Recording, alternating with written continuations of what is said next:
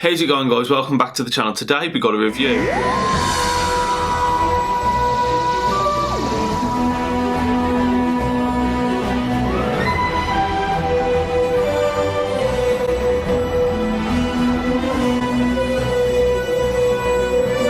So we're going to be reviewing this week's episode of Doctor Who. Now the episode was around about 51 minutes long, and it basically did a lot while doing a little at the same time. So what we're going to do, we're going to have a look at some good points which I've got, some bad points which I've got, and some questions which I was left with after the episode, and then we're going to give it a rating out of 10 like we have with the past few episodes. So right away, we're going to start off with a good point. Now I've got 9 good points which I want to get through, and we'll go right into it. So the first thing that was that Yaz, Dan and Jericho's story was fast-paced without it using too much time in the story. So it kept flicking back to them, and the Doctors, like the best one I can remember was when they were about to be blew up, and then next thing you know they're on the ship. Like it didn't have to explain how they escaped it because that wasn't necessary, and I did actually like that from Chibnall. For once he's actually doing the, you will know what's happened already by running off from it. You know they're going to survive. Let's jump to a scene a few days later or something like that. I really like that. It saves a lot of time in the episode from unnecessary wastage, and that was very good. I also like the fact that the Serpent had been present since 1904. Now, obviously, the Serpent was really relevant during Vinder's time, and it tied Vinder into it a bit more. And he was there since at least 1904 because the guys had the serpent tattoo on their wrist in the scene in the boat. So that is a very good thing, especially when he's still present in 2021, as we find out at the end. And I thought that was quite a good thing that he's been there for a long period of time, so obviously he's going to be a threat, and he's gone undetected for so long. Another thing that I liked is that he did actually tie Vinder in with it, as I've just said. Another thing, the Division made the flux because the Doctor inspires people. Now, I do like this fact because it's seen at the end of Series 3 where Martha could use the word Doctor and the name Doctor and the stories of the Doctor to inspire people to defeat the Master and bring the Doctor back to life. I like it how the Doctor also inspired the Ood to go against Tecteun in this episode and basically get the Ood to show her what she wanted. The Doctor does inspire people, and I like how they've made it a threat and wanted to destroy the Doctor because of this. I also like the fact that Tecteun oversees Division, because that is quite cool that basically this person who was in the higher up of Series 12, well, of Gallifrey, as discussed in Series 12, they had these few select higher ups, and then Tecteun is one of them, and now she's in charge of Division. That makes a lot of sense to me, and I really do like it. And it also brings a question. At the end of David Tennant's last story, in the specials, they had a woman covering her face like this, like a weeping angel, and then look up. Could that have been Tecteun? Could Rassilon have brought her with him because she was one of the higher ups and she wanted basically to bring back Gallifrey along with the Division? Could that be a point? Could the Division have helped bring Gallifrey back? I do like that idea, and it might just be a fan theory, it might just be one I've made up myself right now, but I think that has got some weight to it because the characters do look quite similar as well, and I like that a lot. I like the fact that Uni found the TARDIS at the end, because basically the past 2 stories felt like a 2-parter more than one long story. And the Doctor, basically the TARDIS was left and abandoned because obviously the Doctor got captured, Jericho got sent back to the past, same as most people in the village. And basically UNIT found the TARDIS and kept it. Now I like that because obviously back in Jon Pertwee's era, the TARDIS stayed at UNIT itself, but UNIT was already founded. So maybe they have a connection there or something like that. I really do like that. It was quite a cool thing to be dropped in there, but not a major thing, especially when UNIT couldn't get into it when they tried to do it in Jon Pertwee's era, and they couldn't get in because Pertwee had the key. He gave a full-on speech about why they couldn't get in, but it was basically he had the key. Another thing I liked was that the Doctor's past was put into a fob watch like it was in Series 3 with the Chameleon Arc. Now, the Chameleon Arc seems to have been used in the flashbacks of Series 12. Like, I don't see how I missed it. Like, as soon as I saw the fob watch, I realised that in the flashbacks of Series 12, it was obviously a Chameleon Arc being used to take the Doctor's memory. I can't believe I missed this, but it makes more sense coming through. And yeah, so the Chameleon Arc being used, I like the continuity of that. But instead of putting it in a fob watch originally, they put it into a Weeping Angel, but then they took it from that Weeping Angel and put it back into the fob watch. I do like that. It brings continuity across the whole show still, while having a little bit different. It just really works, in my opinion. Joseph Williamson having the tunnels which go through time. Now, this explains why the Victorian kept popping up here, there and everywhere, and it explains why we had the Victorian clips in episode 1, sorry.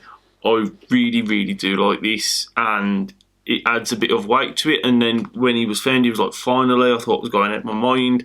It adds a little bit of a weight to a real-life politician in the whole of the story, and the fact that the tunnels are actually being dug up right now.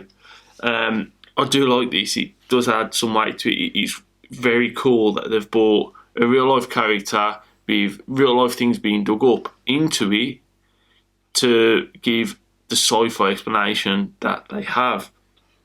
And another thing I like is that Unit's closure. It addresses the closure in 2017 where Kate Stewart ends up basically going dark and Osgood is found, and it shows that it was actually active in 2021 but in secret. So when the Doctor in Spyfall at the beginning of Series 12 wanted to go to the Unit and went to Agent O, the Unit was actually still being used, but even the government didn't know about it. Now, I really like that because Unit was originally meant to be a secret task force, and now it's gone back to being a secret task force. It really works well and ties into Unit originally, in my opinion. And that is it for the good points. I mean, yes, there's 9 good points there, but they really do outweigh the bad points. I mean, I've got 3 bad points, and that's it about this episode. I really did enjoy it. So let's have a look at these 3 bad points. Now, the Yaz and Doctor hologram message. It isn't the fact that we're getting the Doctor and Yasmin or whatever their ship name is. That doesn't bother me. Why didn't Dan get one? Because she said, I've recorded this from Time.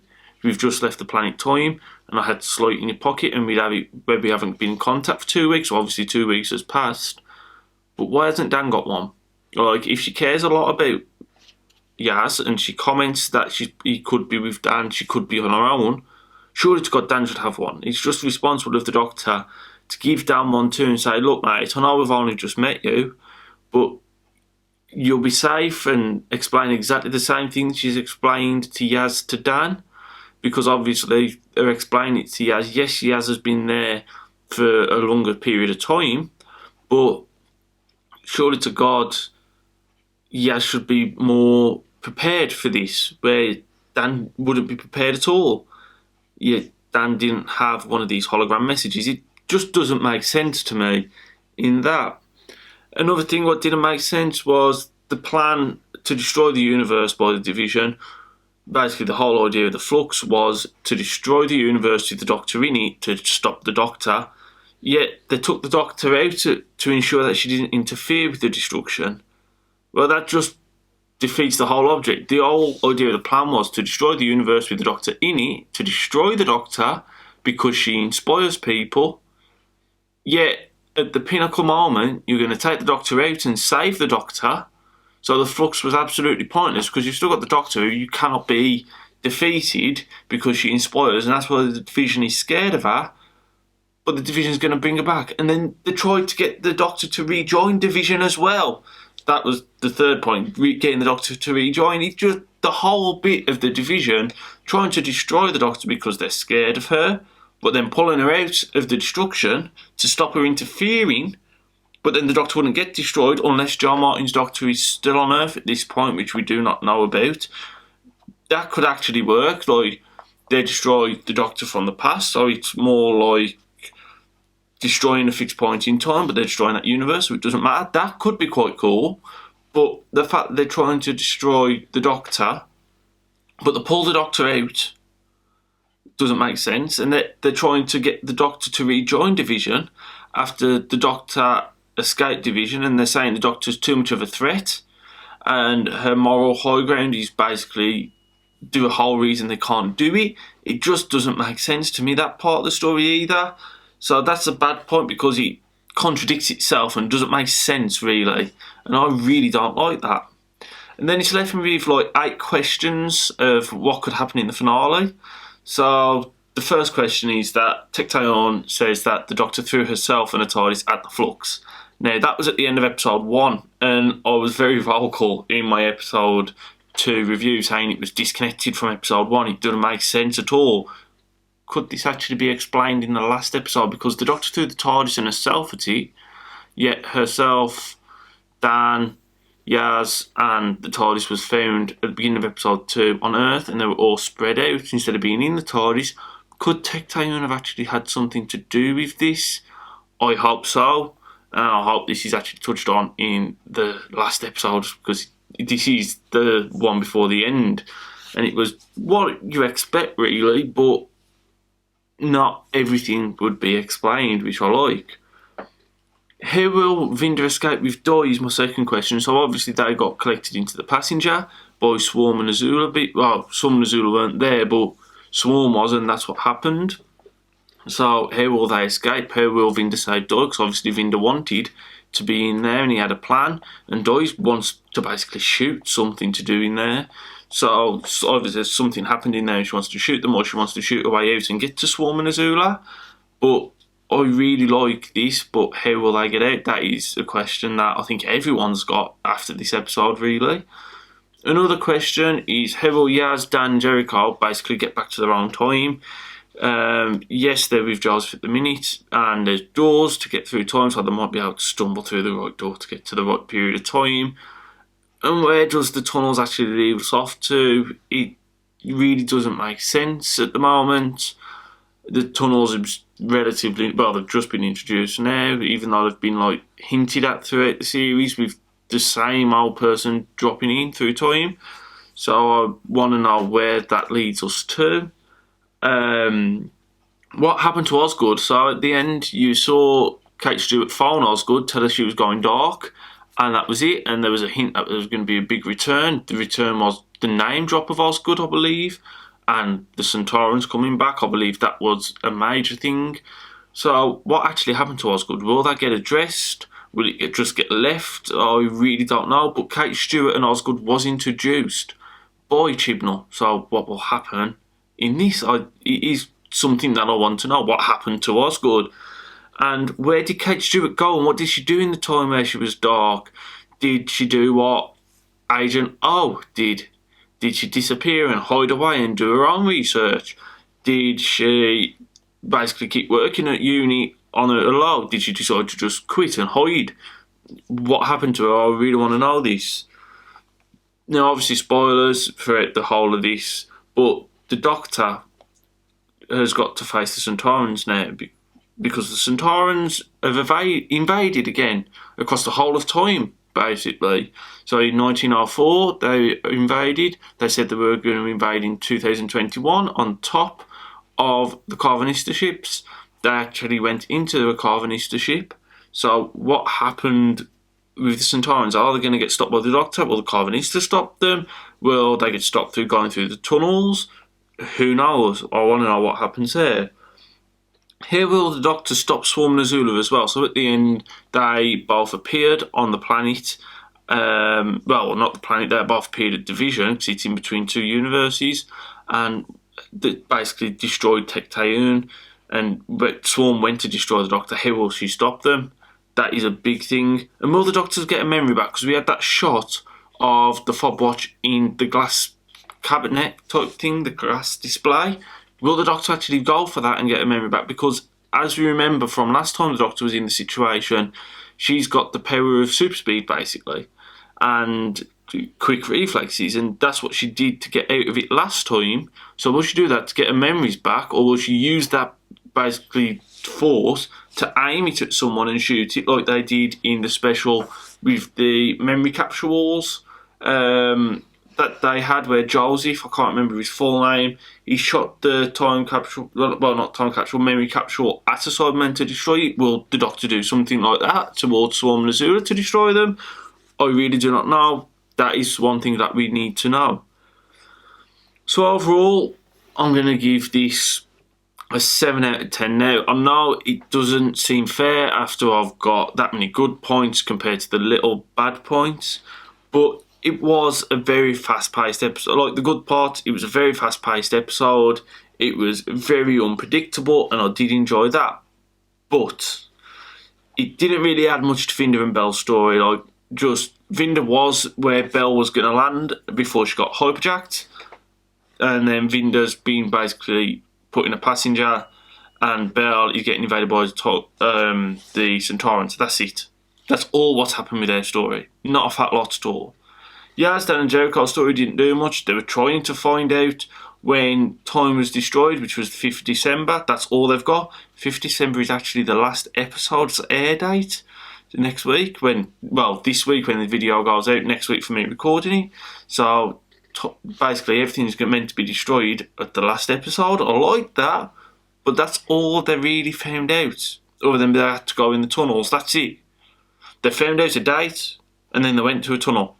That's their story so far for this episode. It doesn't add a lot.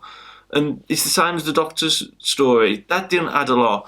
All what happened there, she found out what Division was. She found out Tecteun was in charge of Division, and she found out the memories were still there, and she convinced the Nude that to show her basically what was happening, and that Earth was the last point to get destroyed. That was it.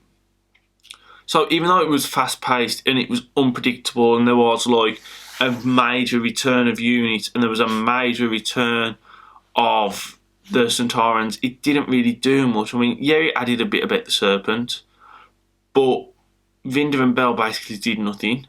Yes, Dan and Jericho did tiny bits, but was mainly used for comedy, with Dan saying he sleeps under the bed, so why is he got to have the body under the bed, with the tugging the rope system. That was stupid. It was funny, but quite stupid at the same time. Like, it didn't add much other than comedy, and the storyline was that little. You remember more the comedy than the storyline.